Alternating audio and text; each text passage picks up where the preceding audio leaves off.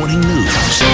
Federal Reserve Chairman Ben Bernanke expected to be one of the witnesses to testify on Capitol Hill today about the president's plan to help homeowners at risk of foreclosure.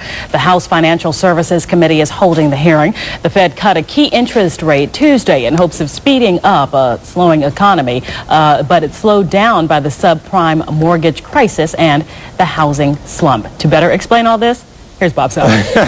Well, we do know it's been a turbulent real estate market out there, and somebody else's loss can actually be your gain.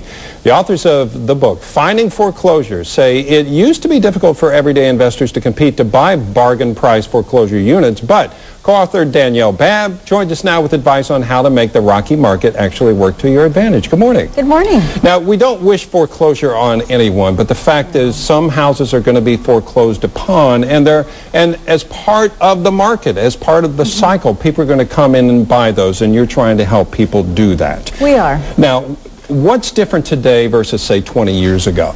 20 years ago, a very limited amount of the population had access to the data that they needed to find the foreclosures. And almost no one knew what status each individual homeowner had in terms of their own mortgage.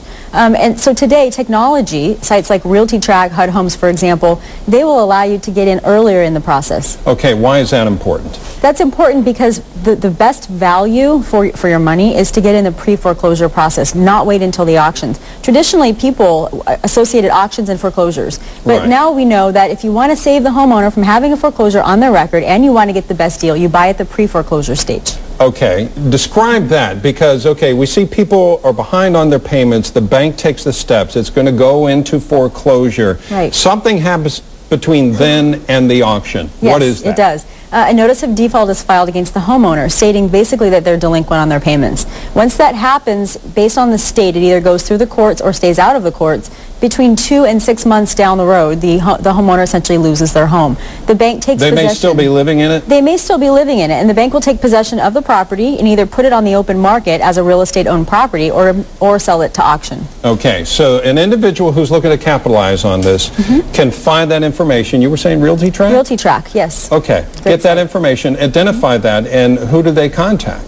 Well, they're going to contact the homeowner directly. And it sounds awkward, and it can be a little awkward. You need to really come in with a win-win situation for that homeowner. You're going to know from the site how delinquent these homeowners are. You're going to know what balance they owe on their mortgage, first and second. You're going to know if they have tax liens or any other types of judgments that are placed or liens against the home. And you're going to know what the value of that home is. So you'll come in with a reasonable offer that you'll both jointly take to the bank. And the bank really doesn't want to own the property anyway. No, they do not. Absolutely not. Okay, so what can you do for the homeowner? You say, well, we'll let you stay in it another month or two, or we'll let you lease it, that sort of thing? Yeah, if you're buying this as an investment, a great opportunity is to then offer a 1-year reduced lease to the homeowner that, can need some time to get back on their feet.